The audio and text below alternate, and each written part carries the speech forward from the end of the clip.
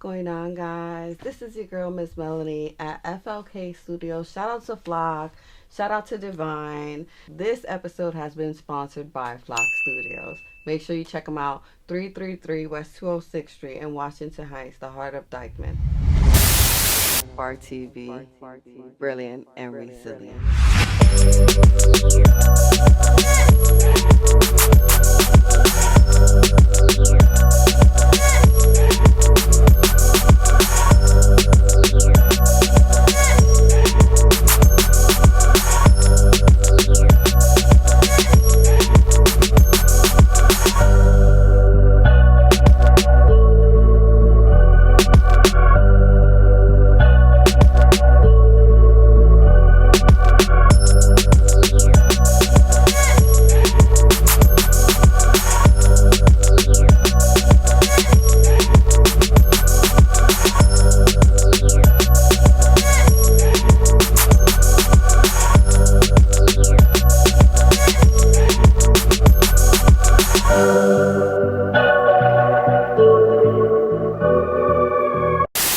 What's going on, guys? It's your girl, Miss Melony. You're watching Bar TV, and we have the brilliant and resilient Mysonne The General.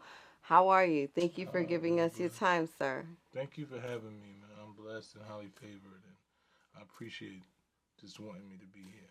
Of course. Are you kidding me? It's an honor.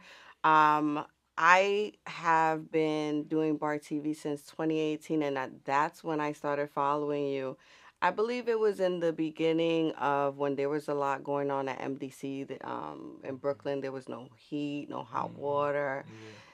And so I learned about you through your community work, through your activist work. And then, of course, as I continued to follow you, I learned more about you.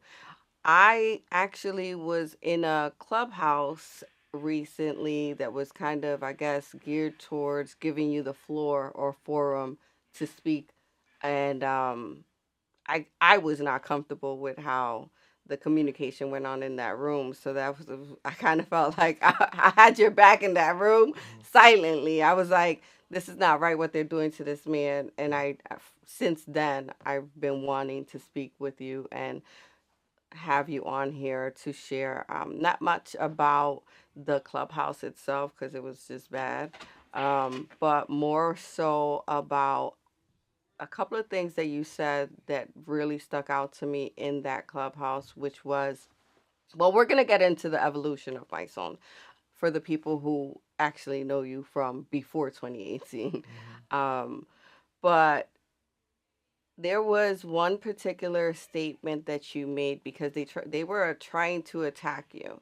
And in trying to attack him, they brought up his affiliates or partners or people that you work with, and they tried to attack their character. And what I admired about how you handled that was you said, don't bring up that person. That person's not in this room to speak for themselves or defend themselves. I thought that was definitely brilliant, and you handled it very well, you know. And now I do want to talk about your earlier years. Now, this is why a lot of people come and they say so many things about you. I get upset, and maybe it's because I don't know as much history. So I did a little homework. I know that you started out as a rapper, and you are still a rapper. Now, can you talk about your childhood first and what led you up into becoming a rapper? I was born and raised in the Bronx. Lived in High Bridge, 169 in Miriam for pretty much most of my life. Grew up in poverty, Right. and my father overdosed when I was 11 years old. Oh, what substance? I'm so sorry. From heroin. Okay. He overdosed from heroin. My mother was addicted to crack since like '89, and after about '98, she's been clean ever since then. But Amen. throughout that time, it was hard times. We Right. were young, didn't have much foods, didn't have many clothes. When you live in the Bronx and you don't got a lot of stuff, they make fun of you. Right. I didn't want to be made fun of. So, Right. You in the streets, you're doing whatever you have to do to survive. I had a little sister. I pretty much had to take care of me and her at the same time. My father was there. My mother was gone most of the time, in and out the streets. So we just adapted to our surroundings and became what we had to become to survive. Right. And the late '90s is when I started to rap. I had a lot of different influences in my community, young brothers who were dope rappers to me. God bless the dead, my boy June Brown and Virgil. These are two guys that made me feel like I was good at rapping. Mhm. And so in late like 97, 96, we had started little groups in Mhm. our community, and then in '98 I got signed. Okay. And it was pretty much a blessing. But right after I got signed in '98 and '99, I got convicted of armed robbery and ended Mhm. up spending 7 years in prison. Right. Right after I signed my record deal, so I never was able to really benefit from the record deal because I was locked up months afterwards. Ended up spending 7 years. Came home in 2006, and just tried to rebuild my life. Tried to start rapping. Tried to do different things and find different lanes. And after rapping and still, because when you rap, it's not really a profession. It's a love, it's a passion. Rap for me Right. wasn't just nowadays dudes like, yo, I'm just trying to rap to make some money. Right. It was. I think it was more like therapeutic for you, It like was a way therapeutic. It to was express exactly. It yourself. was a way Right. of expression. It was creativity. Mhm. You wanted to be able to say the hottest shit. You wanted to be the best person. Like Right. you really cared about what you said. You walked into a Mhm. cipher and you wanted to see the faces of people when you said certain things. You wanted to see expressions like, yo, that was nice. That I come from that. Right. So music was, rapping was always something I would do. It was something I would do whether I was getting paid for or not. It was Right. it was a passion, and it still is a passion of Right. mine. So doing all of that, and then I remember in 2000, I want to say 2009 or 2010, I started getting more socially conscious. Started paying attention to a lot more things of what was going on, especially after leaving prison. Being in prison, I realized there was only black and Latino people in there with the Mhm. same exact story. It was a bunch of Mhm. us. I went to jail for armed robbery that I never committed. Right. I read So that. so I understood, and it was a lot of people who had the same story, or Mhm. they committed a crime that nobody got hurt. They didn't rob. They didn't do anything. They probably stole something for $10, And $100, they putting and them they under the jail. and they giving them 10 and 15 years at 19 and 20 years old. So Mhm. you taking the majority of these kids' lives from them. Some of them got. One of my friends supposedly robbed a woman who said it was only $1 in her wallet, Mhm. and they gave him 25 years. Wow. So when you look at these things and understand how disproportionate it is for black and brown people in our communities, I was like, damn. And then knowing how much negativity and crime is glorified in our communities, right? Mhm. How much they make you feel like if you're not involved in a certain street life, that you're not quote unquote real. Or And cool. realize, oh, Mhm. cool. So I realized how false that was when I was actually sitting in prison, and Right. everybody in there is trying to get home. Right. You know what I'm saying? We suckers. We can't do nothing. I'm surrounded by men all day. I'm not into same sex. I Right. like women, but I'm surrounded by men all day. I got Right. I got to strip in front of men who COs who want to search me whenever they can violate, do whatever they want to me. They've Mhm. completely taken everything from me and stripped me of my human rights and trying to Right. strip me of my manhood. Yes. And this is what they trying to make me believe is a Cool. some type of Something to be badge proud of of. honor. You Right. understand what I'm saying? So when I came home, I wanted to dispel those myths Mhm. and tell the young kids there's nothing cool about going to jail. And the cool thing is staying home to your family. Everybody say I'm doing this because I got to take care of my family, but who taking care of your family when you're in jail? Right. You understand what I'm saying? You take care for 2 or 3 years, you got a bunch of money, and then you got 20 years. So who gonna take care for the 20 years that you sitting in Right. jail? So Mhm. we didn't realize that. We just was going off what we was told. We was taught wrong. We was lied to. So I Right. wanted to come home and start dispelling those myths and started telling the truth. And then when I got involved in activism, my first, you know, interaction with activism was Trayvon Martin. I think the Trayvon Martin case awoke something in me. Mhm. You And know, now, when you say that was your first case, the first time you probably stepped out foot in person to make a difference with your own body and soul and that was the voice. first time that what I did was I wrote a rhyme about Trayvon. Okay, and Right? it started with a rhyme. It started with a rhyme. I was in Miami and we were shooting a pilot for a web series that I was doing, and they actually were doing the case, Mhm. and I was in my room, in my hotel room, and I'm thinking, yeah, he gonna be found guilty. This, you know, I'm waiting for the verdict. And when he was found innocent, I remember just sitting there crying. Like, you know, I had at that point my son was like 12 or 13 years old, and I was just thinking to myself, dang, that could have been my son. Right. You know, like, and I wrote this piece called "What Do I Say to My Son." Mm. You know, and it was just based off looking at what was happening, seeing that this man literally stalked and killed this young boy, and nobody was held accountable. Like, how do I explain to my son what just happened? How do I explain to my son that these things can happen to you? I know you. It doesn't seem fair and it's not right, but this is the reality. Like, what am I Right. supposed to say to him? And like make it okay. You know. And then I was having this and I wrote it down. And then the guy who was shooting the the Web the series. web series decided he wanted to shoot the video. As soon as we got back, we shot the video for it, and I had my sons with me, my oldest son, and I just had my other son, my middle child, Cameron, and we was in the park, and we just and the words just followed, and it was so touching, and that was like the first time I really started becoming conscious, and I met probably a year or two later, I met Tamika Mallory, who had just left Al Sharpton's organization to do her own work, and she had heard the song, and she was like, she knew Sabrina Fulton, Trayvon's mother, Oh. and she was like, "Yo, this is so touching. I want her to hear it." Right. And she let her hear it. She loved it, and then she said, I think it's a lot of you can do work in this space. I like your voice is needed." And she hooked me up with Carmen Perez, who was running Harry Belafonte's organization, Gathering for Justice. Okay. And I started working in detention centers, just talking to the young youth about my experiences, teaching them how to make music, teaching them how to use music as a form of alternative to violence. How you don't gotta engage in violence. You can just put all your frustration into these words. Right, because you started it during battle rap. Yeah, right. You know what I'm saying? So you put the frustration in the words, and it takes the energy. It gives all of the energy that you want to put into something violent. Just put it into the words. Just let it go. Right. You know, and that's what I was doing. And then while I was doing that, Eric Garner's case happened. You know, we had just finished doing a class inside the detention center, and we found out what happened with Eric Garner. The video. We came out of the detention center, literally looked at the video, and Carmen's like, "We doing a march." And that was the first march I ever went to. It was in New York City.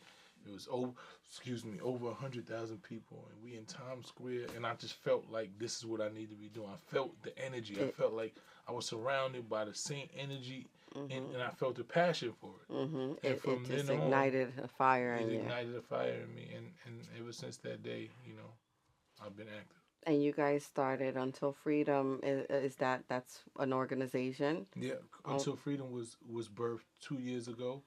You know, in 2020, it was myself, Tamika Mallory, my friend, another one of my colleagues, Angelo Pinto, and another one of my colleagues, Linda Sartor, who's a Palestinian Muslim from Brooklyn.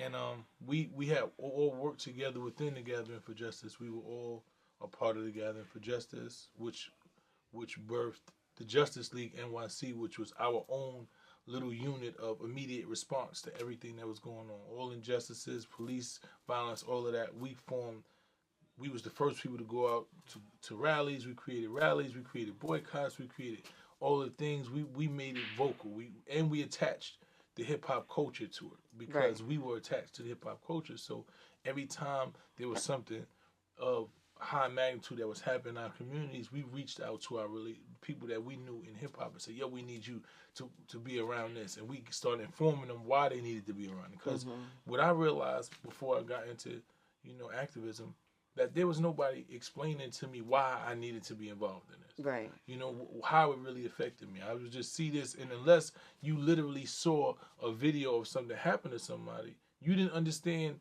You know, what are we really talking about? What's really going on? Why are y'all active? Like, what are these laws you talking about that need to be changed? Right. What is exactly going on? So, since I knew that I didn't know that, I knew most people didn't know it. Yeah. So I wanted to serve as the conduit from this space into the streets. Right. Because I knew I had credibility, I knew I had a platform, and I could utilize my voice in everything to let my people understand exactly what's going on. That's so, you know, and we started, the Justice League was doing that. And then after the Justice League, Carmen, Linda, and Tamika were 3 of the 4 co-founders of the Women's March. Okay. So they led the Women's March, which was pretty much the single biggest day protest in history. Correct. So from that, after they did that, there was so much that went on within there, all types of, backstabbing and all types of crazy stuff. And they realized, you know what? I don't want to do that type of organization. And I don't, and we did Harry Belafonte's organization, but this was Harry Belafonte's principles and the way he wanted to run. So we can only do things within, but so much because we respected his legacy, and his legacy was built on what his legacy was built on. Right. So our quote unquote radical ideologies on how we wanted to approach activism, we couldn't necessarily do it underneath his banner. And then we realized the Women's March definitely wasn't this place to do it, because it was full of white people and white women that had an ideology that when you wanted to talk about racism, and they was like, well, what does race have to do with anything? Right. You're like, what are you talking about? We deal with race. Race have to do with everything. Everything. So they never understood that. So it became, always a push and pull. So after, those 2 situations, the 4 of us decided, like, we've been doing this work so long, we know what this work looks like to us, and what it's supposed to look like to us. The people that we want to impact, that we want to get the message, we know how to give it to them. So why not form our own organization and give it to them the way that we believe that this culture can receive it? Right. And that's what we decided to do. In 2020, we formed Until Freedom, and we just been going ever since. I see you guys at the forefront of almost every headline, and more so I see the headlines becoming headlines because you guys took the forefront and pushed whatever, message you needed to push. Now, I could imagine that you guys get hit up a lot for so many people that want you to help them with their case or their cause or whatever. Let them know how to get help from you guys if they are, and then what a process is to determine if this is a cause or an issue that you're going to stand for. Well, you can always hit us up at www.untilfreedom.com. We each have different social media pages. Sometimes I'm alerted through social media. Sometimes somebody would send me a DM, but I can't answer everybody's DMs, right? And I can't put my voice and my platform on the line because you said you're innocent and I don't even know who you are, right? Like, yo, I'm innocent. You need to take my case. You need to look into this. You need to work. And it's a million people that say right, I could imagine. So if you haven't done enough work to where you made it so plain that anybody should be able to see that you're innocent or you don't deserve the punishment that you're getting, if you haven't done that, or somebody, it's hard for you to expect me to do that. Case example, one of my young brothers who just came home, well, he's not really young now, he's 40 years old. He was in jail since he was 17 years old.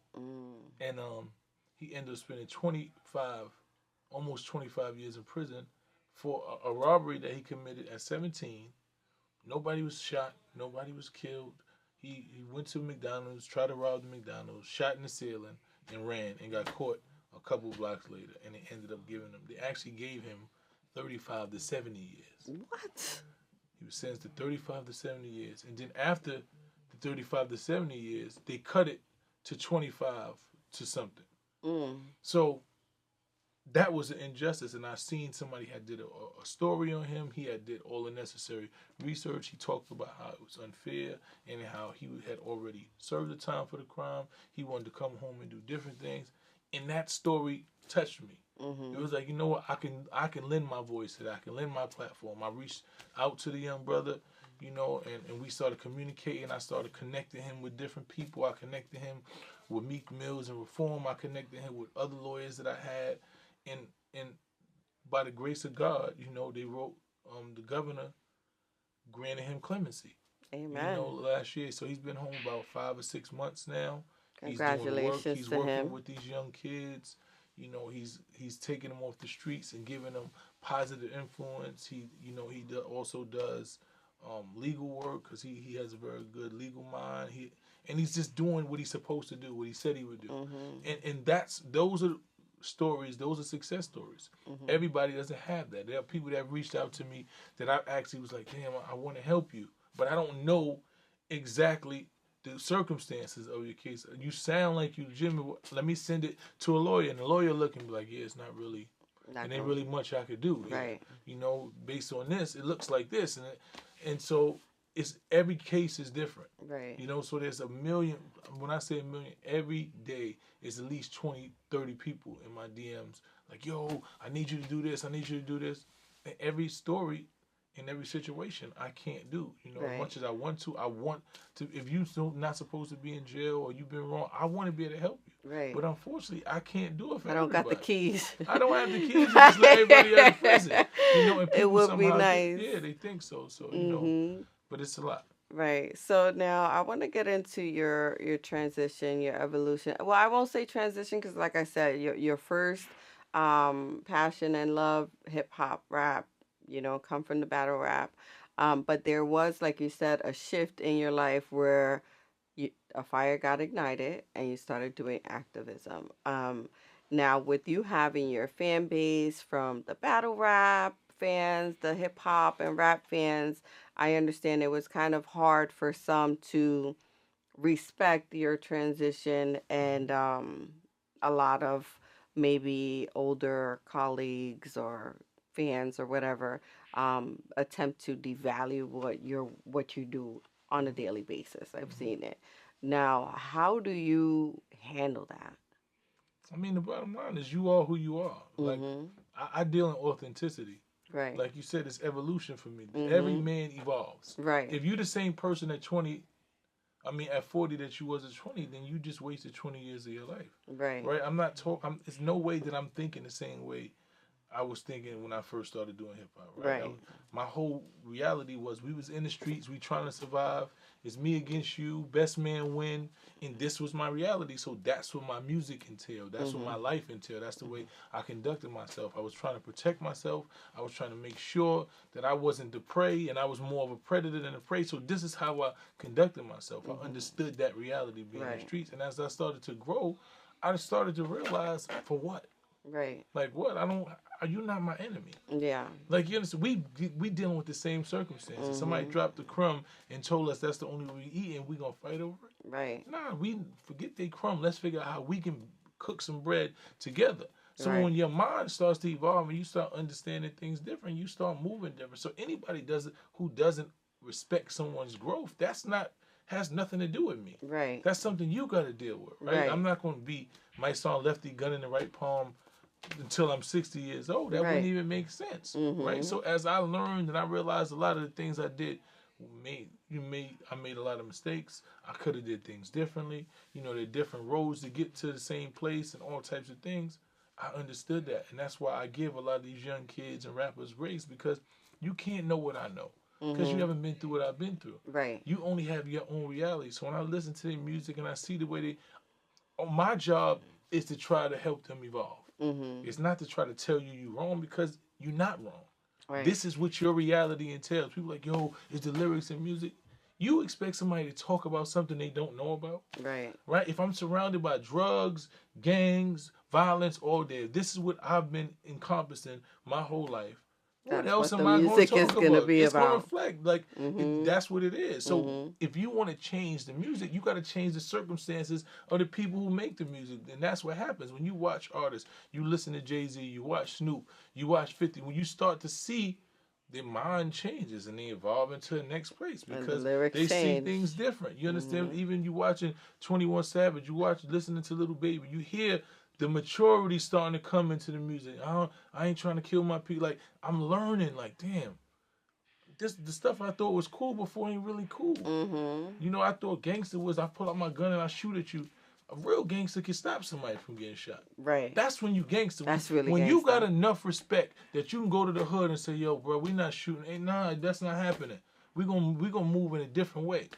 That's when you gangster. That's when people respect you to the next, because anybody can shoot somebody. Right. I tell people all the time, trouble is the easiest thing to get into. Yes, it is. And the hardest shit to get out of. Right. Right now, you could go walk up anywhere with a knife, put it in your pocket, and just stab somebody. Yep. And you can go to jail forever. That's it. But try to get out of jail. Forever. But try to get out of jail after you stab. Right. Impossible. You know Nearly impossible. So it don't take nothing to do that. Anybody in the world could do that. It doesn't take any type of strength. It don't take nothing. It just takes stupidity, actually. Right. You know what I'm saying? But it takes a man to be able to control his emotions and think 10 steps ahead and say, yo, this don't even make sense. Right. If you continue to do something that don't make sense, even when you know it don't make sense, that's not really smart. No. You know, and when you break that down to people and you start giving them that terminology and understanding, they start making different choices. Mm-hmm. You know, so that's what it is for me. I take these young kids. I know where you are. I've been where you are. So I got to meet you where you are. I bring myself to where I was at your age, and say, what would you have had to say to me to make me pay attention? Right. Because you ain't gonna tell me, yo, stupid, just do something better. Yo, you gotta change it. That's not gonna work. It's not gonna work. Yeah. You know, so listen, I understand exactly what you're Talk going their through, language. but let me explain to you what's going to happen. The next thing they're going to... Because now when you start telling them what the next thing going to happen, and 2 or 3 times they realize what you told them actually happened, they start saying, damn, he might know something I don't know. Something. So let me just... My son told me that at 20 years old. I'll never forget it. This was the first time he really got it. Because I used to always say, yo, that's what you want to do? This is what's going to happen, but you can do it. As long as you're willing to deal with the consequences. Like, right. that's all it is for me. Be able to deal with the consequences of anything you do. Right. But I'm telling you what the consequences are. Because some people don't know. And then those one day consequences he woke up, are serious. Exactly. He woke up and he wrote on his Facebook, and I took a screenshot. He said, at this very moment, I realized that my father never told me nothing that was wrong. That's Everything priceless. That's a priceless reward as a parent. Said to me was 100% correct. Love it. And then we got into a whole different space now. Nice. Now you watch him move and conduct himself in a different manner. Right. But you got to earn the respect of him first. Right. If they don't respect you, they can't even listen to you. Right. You know, so that's what it is for me. So when people attack me, it's like, first of all, I have to value you to value your opinion of me. That's right. Right? Yeah, that's true. If I don't even care about you or nothing, it don't matter. Your opinion is none of my business. Right. That's on you. I don't really care. Right. It's not gonna change anything about my life. Break me, right. So cool, you can have an opinion. As long as I'm moving comfortably and I'm moving in an authentic space and I can sleep good at night and I know I'm doing what's best for me and to me, I'm okay with that. Right. Now you brought up violence and guns. We have a new mayor here in New York. I know you as well as everyone else has seen, like, every time we turn around, someone's like senseless killing, like innocent killings left and right. And I know they're making changes to the law, and with you standing for prison reform and everything, how do you feel about the mayor and the current changes he's working on putting here in New York? Well, for me, it's this, right? The system is going to be the system. We have to do something different. Right. The system is never going to change, right? And I was having a conversation with my best friend a few minutes ago, and I'm like, the war on violence is going to be way worse than the war on drugs because they can actually justify it, right? When they were saying, yo, drugs is the problem, right? When you start looking back, you can say, well, it's mental health. There are things that go along with drugs. You know, people are sick and this and that. When you start talking about violence and you say to somebody who's lost their child or somebody who's been a victim of being shot and all these things, they gonna say, throw him away. Right. There has to be consequences. He shot somebody, killed somebody, he need to stay. So what happens is now they're able to completely justify filling jails. Right. Right? And they incentivize violence right now. Violence has been incentivized. When you watch the internet, everything that's violent is being, glorified.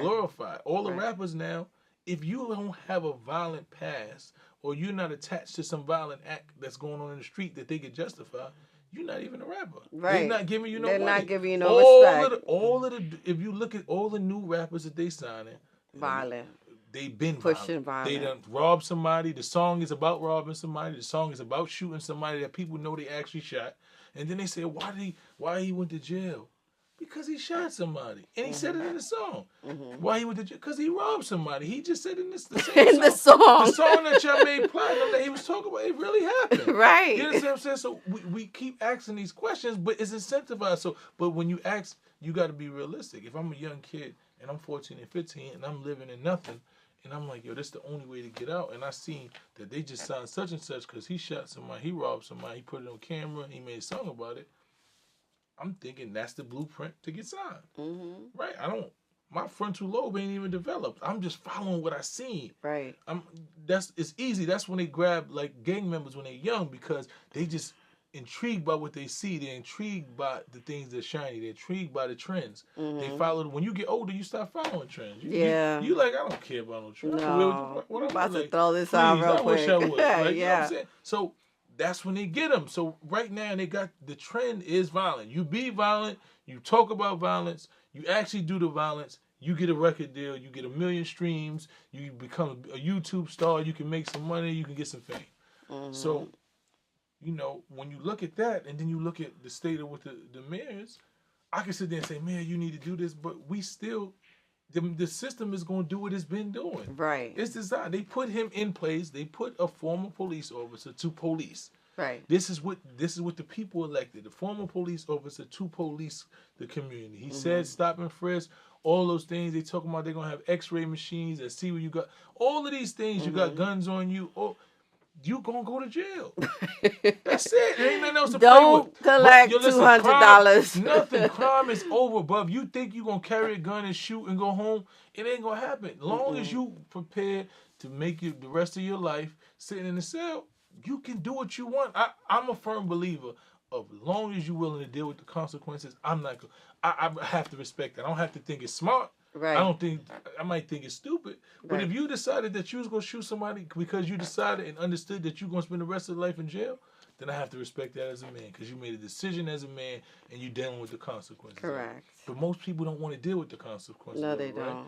And this is what I say all the time. And this is why when people be like, "Oh, you anti-snitching and that's street," you know, those are street rules and street this, and it's no. It's for me is when the snitch snitches, right? Are they held accountable? If Not these days. That's what I'm saying. So if you snitch on somebody else, you've been out there, shot 1 million people, still did all this, and you tell on somebody else so they can get held accountable, the snitch still ain't held accountable. They still out there doing the same thing, and they making people think it's okay to do that because I can get away with it.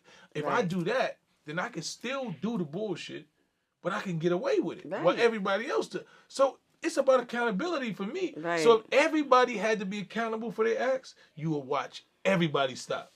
Nigga, like, if I couldn't tell on nobody, and I know I really wasn't built for this, and I couldn't get no back door, and I couldn't tell on this one and get away and come home after doing 6 months when I done shot and did all of this, and I realized I wasn't built for it, you know what I would do? I would find a different line of work.